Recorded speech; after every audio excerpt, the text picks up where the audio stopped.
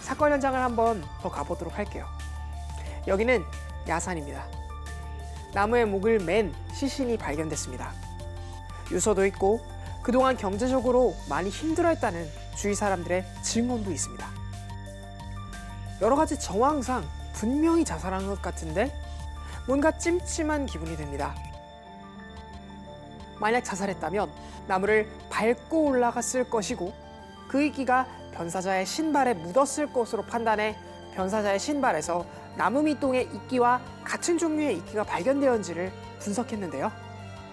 감정 결과 그의 신발에서는 나무 밑동의 이끼가 전혀 검출되지 않았습니다. 타살로 확신을 하고 수사로 진행되었고 결국 자살이 아닌 타살로 밝혀졌다고 하는데요. 이렇게 식물을 통해서도 수사에 도움을 받을 수 있는 것이죠.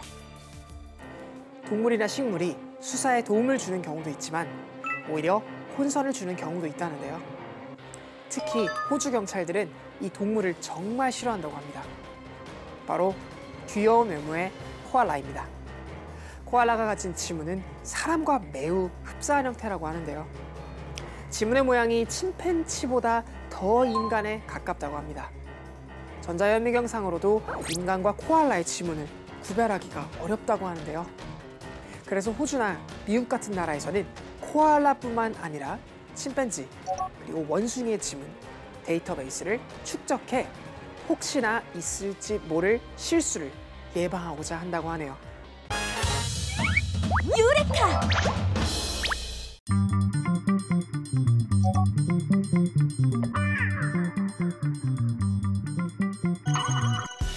아폴로 11호의 달 착륙으로 세계가 놀란 것도 잠시. 이제는 기상 관측, 방송 통신, 위치 정보까지 제공하는 인공위성을 우주에 쏘아 올리고 있습니다. 지난 2월에는 한반도 주변 대기 오염을 관측하기 위해 우리 독자 기술로 만든 천리안 위성 이비호가 우주에 안착했다는 반가운 소식이 들려왔는데요. 인공위성이 만들어지고 로켓으로 쏘아 올려 지구의 궤도에 들어서기까지. 천문학적인 수학 계산은 기본, 다양한 기술이 녹여져 있는데요. 그중 인공위성에는 깜짝 놀랄 수학이 숨어 있습니다. 바로 종이접기.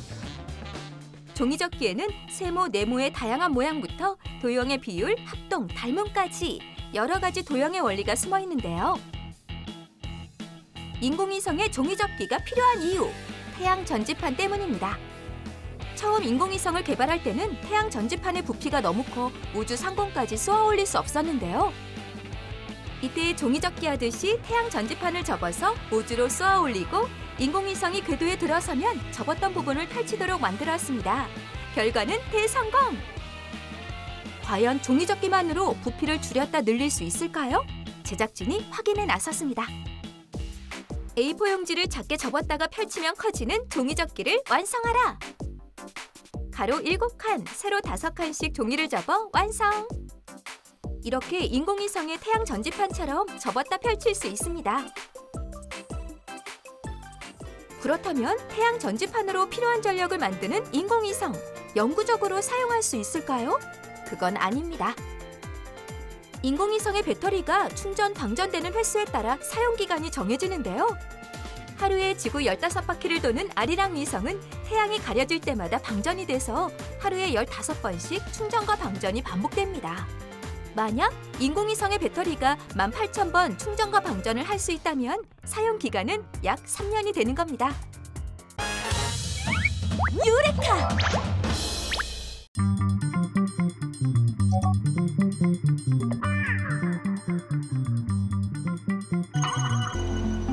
송 박사 팀이 연구하는 막중류는 바닷물로 먹는 물을 만드는 기술인데요. 어떤 원리가 숨어 있을까요? 막중류 되는 과정을 설명을 드리겠습니다. 여기 담겨진 물이 태양열 흡수체로 들어가게 됩니다. 그러면은 태양광을 받아서 온도를 높이게 되고요. 데워진 물은 이쪽 막중류 모듈로 들어가야 됩니다. 따뜻한 물이 흐르는 채널로 흘러가고 반대편에는 찬물이 흐르고 있습니다. 그래서 그 따뜻한 물이 수증기를 발생해서 그 발생된 수증기가 통과하게 됩니다. 수증기만을 통과하기 때문에 깨끗한 순수한 물이 만들어지게 되는 겁니다. 한쪽에는 태양열 흡수체를 통해 데워진 바닷물을 순환시키고 다른 한쪽은 낮은 온도의 물을 순환시켜 양쪽의 온도차에 의해 발생된 수증기만을 모아 물로 만드는 기술입니다. 먹을 수 없는 물을 이용해 깨끗한 물을 만들어내는 수처리 기술. 이를 가능하게 만드는 핵심 기술은 송 박사 팀이 고안한 막중류 모듈입니다. 저희가 실험용으로 사용하는 막중류 모듈입니다. 2개의 채널이 있는데요.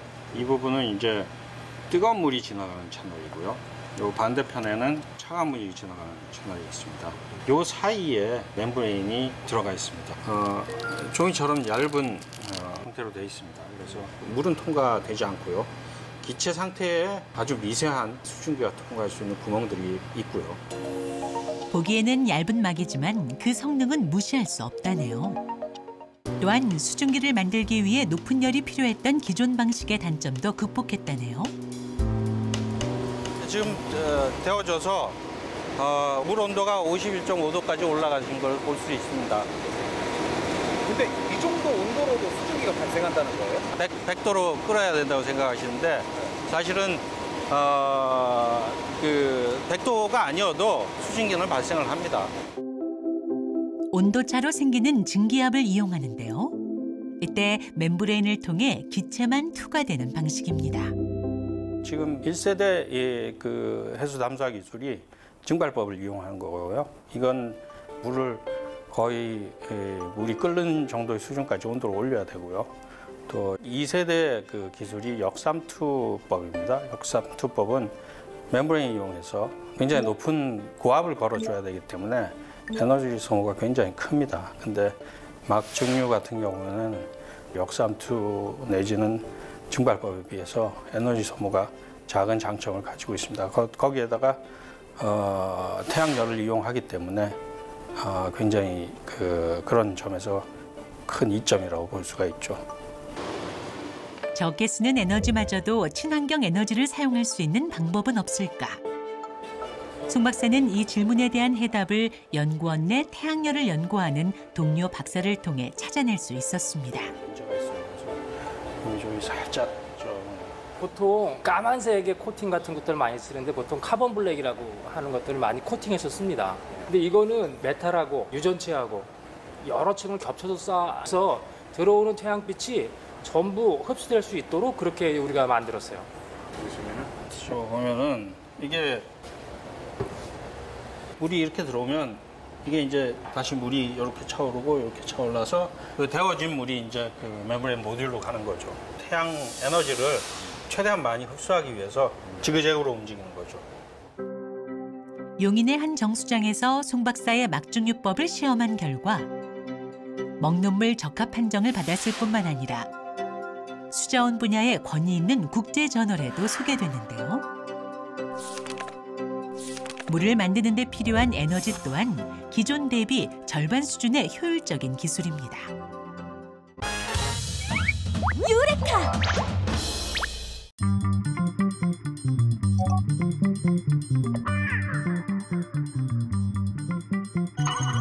사회적 가치를 추구하는 스타트업이 늘어나면서 그 역할도 다양해지고 있는데요. 최근에는 불법 촬영 성범죄를 근절하기 위해 직접 나선 곳도 있습니다. 실제로 요즘 많은 사람들이 공공 화장실이나 숙박시설, 심지어 지하철같이 개방된 장소에서도 몰래 카메라의 위험에 노출돼 있는데요. 법무부에서 시행한 한 조사 결과에 따르면 불법 촬영 범죄가 5년간 약 6배 가까이 증가한 것으로 나타났는데요. 몰카범의 재범률 역시 75%에 달하면서 그 심각성이 높아지고 있습니다. 특히 이렇게 불법 촬영된 영상들은 온라인으로 무분별하게 유포될 경우 피해자에게 심각한 상처를 남길 수 있습니다. 언제 또 누가 불법 촬영의 피해를 입을지 모른다는 사회적 불안이 높아지고 있는 지금 한 스타트업이 스마트폰 하나만 있으면 불법 카메라를 탐지할 수 있는 어플을 개발했는데요. 이를 가능하게 만든 주인공, 바로 손동현 대표입니다. 몰래카메라 범죄가 기승을 부리게 된 원인 중 하나는 카메라의 크기가 초소형화됐기 때문인데요. 사람들이 이렇게 작은 카메라를 육안으로 확인할 수 있는 방법은 두 가지. 적외선에 반사되는 빛을 보거나 전자기장 센서를 통해 몰카의 신호를 확인하는 겁니다. 하지만 이런 방식으로 몰카를 탐지하려면 많은 비용이 들고 전문 인력이 필요하다는 한계가 있었는데요. 손동호 대표가 이를 극복할 수 있는 기술을 개발한 겁니다.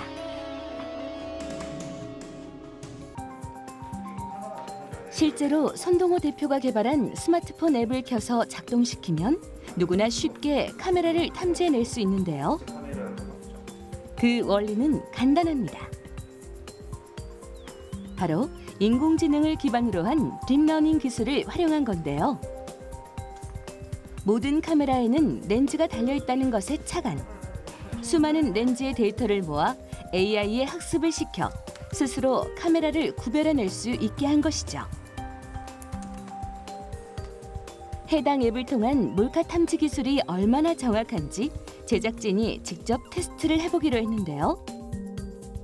세 대의 몰래 카메라를 사람들 눈에 잘 띄지 않는 곳에 각각 숨긴 후 손동현 대표에게 이를 찾아보겠습니다. 과연 손 대표는 이 세 대의 카메라 중 몇 대나 찾아낼 수 있을까요?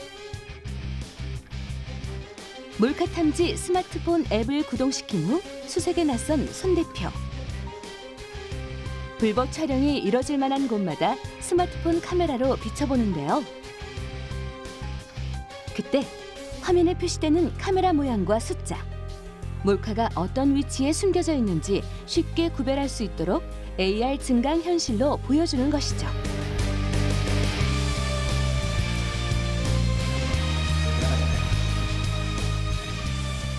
이런 방식으로 방 구석구석에 숨겨진 카메라 세대를 쉽게 탐지해냈습니다. 유레카!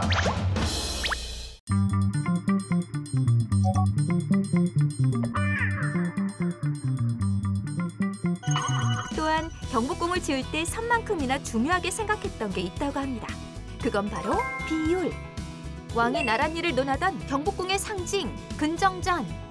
바깥기둥을 기준으로 가로 30.2m, 세로 21.1m의 규모인데요. 가로에서 세로를 나누어 보면 약 1.4대 1이 나옵니다. 또한 근정전 앞 정사각형 광장에서 대각선을 긋고 한 점에서 원을 그려가다 근정전 건물 앞부분에 닿게 하면 이 또한 약 1대 1.4의 비율이 나옵니다.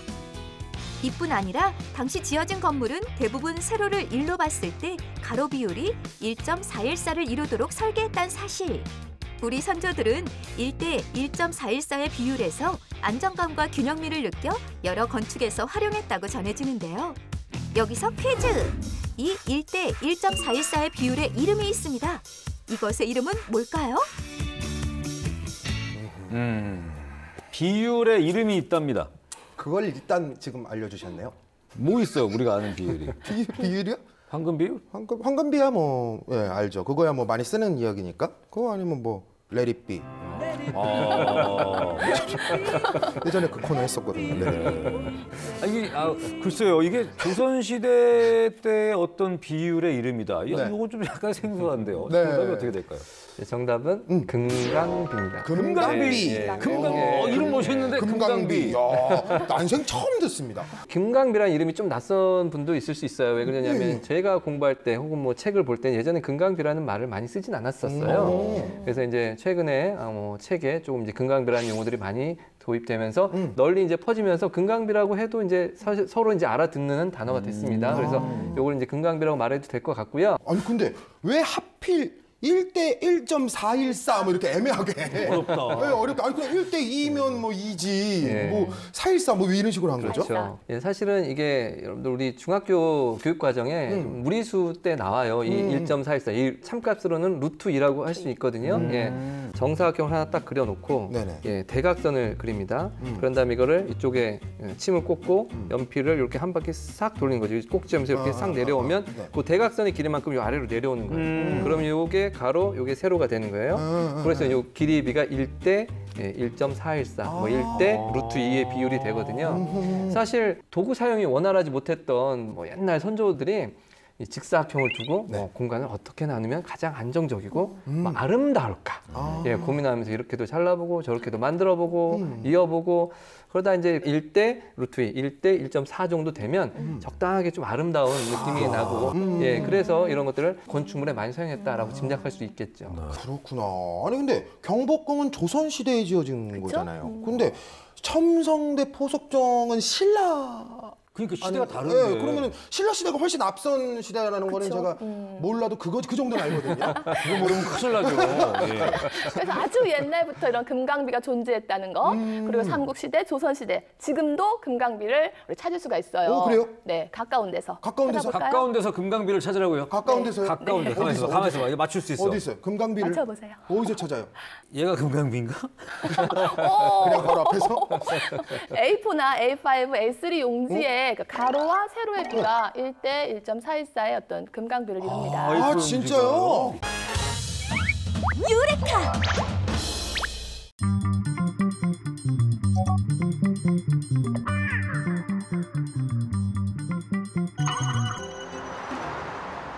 그날 오후 인근 하천으로 나온 송 박사는 뭔가 열심히 준비합니다.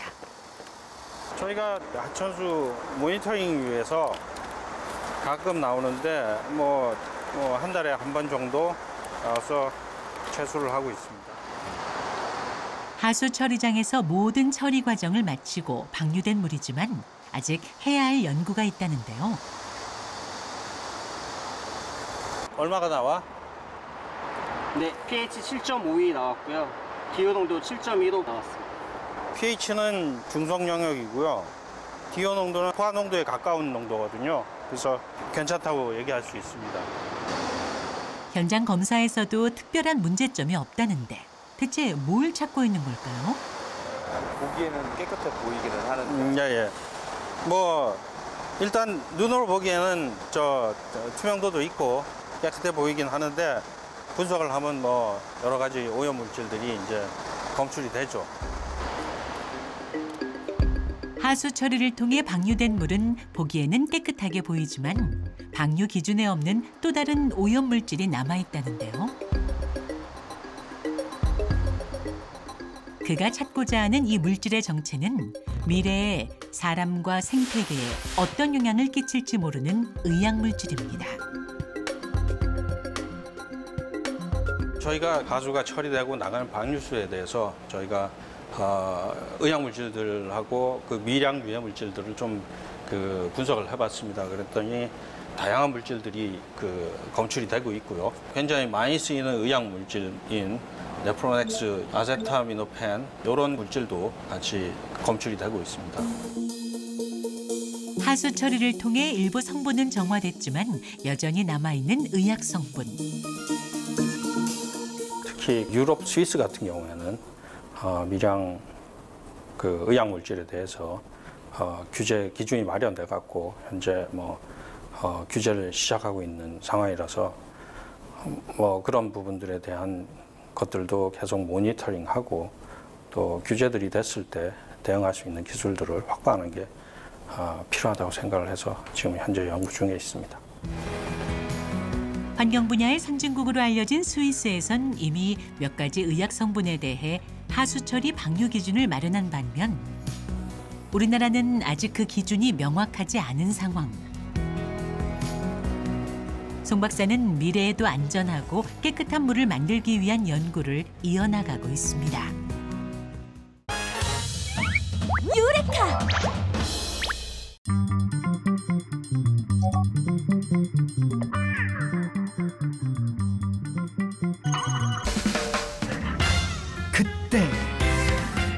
캐메라가 움직이기 시작했다. 그리고 이번엔 주황색 팔이 안에서 움직인다. 점점 담당 PD에게로 다가오는데 대체 이게 무슨 일인가? 주문하신 음료가 도착했습니다. 음료를 꺼내기 쉬운 방향으로 멈춘 후에 다시 유유히 사라지는데 로봇이 커피를 서빙하는 것? 커피 잘 받으셨어요? 네. 여기 너무 신기한데요? 예, 신기하시죠? 지금 보신 게 처음에 했던 주문에서부터 그다음에 보이시는 저 제조 로봇 그리고 서빙 로봇까지 모든 일련의 과정들이 그 로봇에 의해서 이루어지는 무인 로봇 카페 시스템입니다. 아하, 무인 로봇 카페 시스템. 바리스타가 커피를 만드는 방법을 로봇이 그대로 모방하는 방식. 정해진 레시피대로 만들기 때문에 맛에 차이가 없고 24시간 운영이 가능한 것 외에도 여러 장점이 많다고 알려졌는데 이제 서빙까지 로봇이 하고 있다. 이 바리스타 시스템이 실제로 그 커피나 음료를 배달하는 서빙 로봇과 인터페이스를 한다는 게 가장 큰 이 시스템의 특징이라고 말씀드릴 수가 있습니다. 바리스타 로봇이 한 잔을 만드는 데 걸리는 시간은 1분 30초에서 2분 정도. 그리고 서빙 로봇에게 정확하게 전달하는 게 핵심 기술이라고.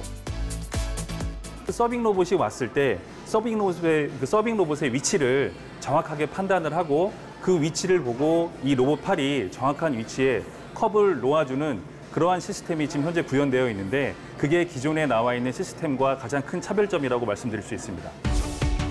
어떤 원리에 의해 무인 카페 시스템을 구현할 수 있었는지 자세히 알아보기 위해 찾아간 곳. 서빙 로봇 시스템 테스트가 한창이었는데 어떻게 움직일 수 있는 걸까? 예, 저희 서빙 로봇은 기본적으로 지금 상단에 장착이 돼 있는 이 카메라를 기반으로 주행하는 시스템입니다. 카메라가 천장에 달린 저 마커를 인식을 하고 자기의 현재 위치를 판단을 하게 되고요.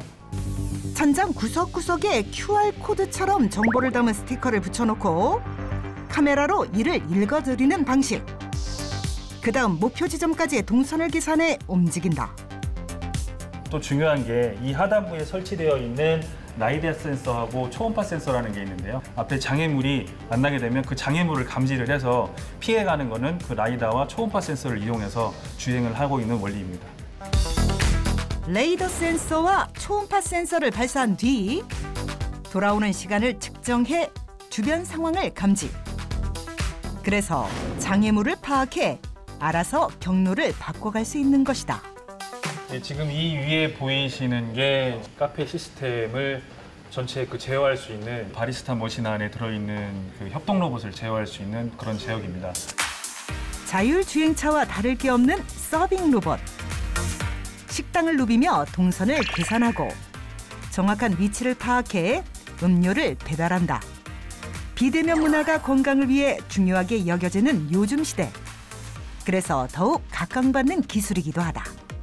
네, 저희는 기존에 반도체 제조 공정 장비를 취급을 했는데요. 협동 로봇이라고 해서 하나의 6축 또는 7축 다관절이라고 하는데요. 이런 구현 방법은 비슷한 맥락입니다. 그래서 그 기술을 토대로 해서 여러 가지 소프트웨어 구현 방법과 이런 기술들을 토대로 해가지고 같이 연관 지어서 지금 개발을 하는 상황입니다. 수작업으로 하면 수많은 인력이 필요한 반도체 공정을 자동화를 통해 최소화. 그 시스템을 음료 서빙, 커피 제조 로봇에 적용시켰다. 여기에 카메라 시스템까지 더해 위치 파악, 식별 및 색상 분류까지 로봇이 단독으로 움직일 수 있도록 했는데 그리고 카페 곳곳을 돌아다니며 공기 정화, 살균의 역할을 할 수 있는 로봇도 개발 중. 유레카!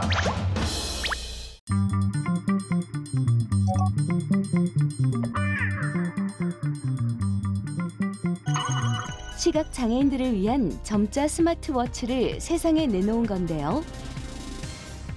손끝의 촉각으로 시간을 읽는 점자 시계.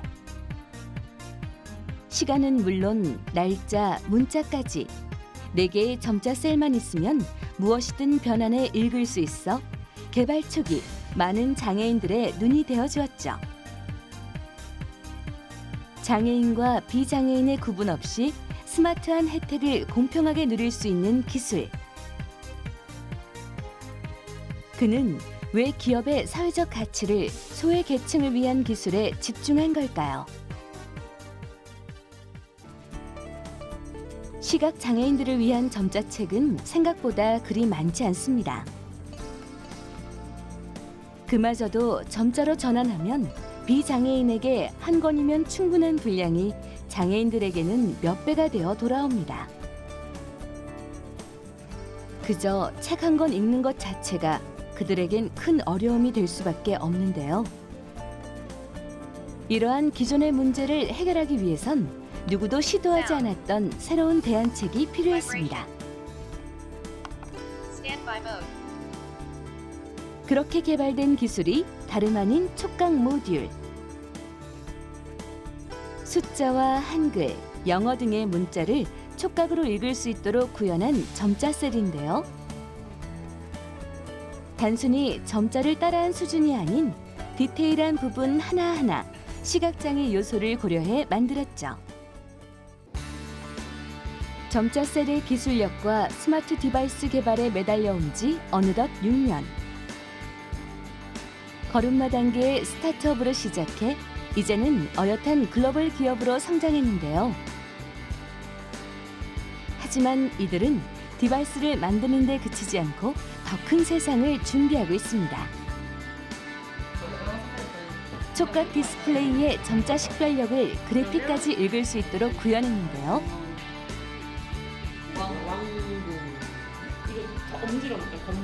이를 통해 시각 장애인을 넘어 우리 사회의 약자들을 위한 배리어 프리 인프라를 구축하려는 것이죠.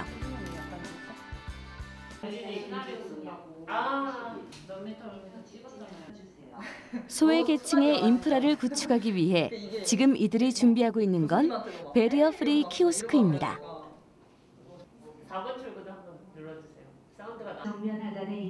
시각, 청각, 지체장애인도 쉽게 공공시설물의 정보를 얻을 수 있도록 접근성을 높였죠.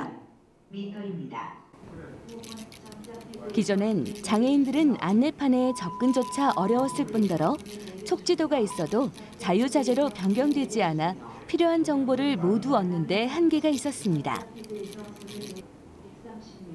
하지만 20셀의 촉각 패드를 통해 다양한 안내 정보를 모두 담을 수 있게 됐죠.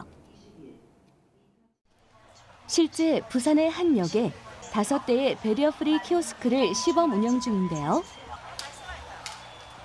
혼자서 이동하는 것조차 쉽지 않았던 이들에게 똑똑한 길 안내자이자 세상을 바라보는 또 다른 눈이 되어주고 있죠.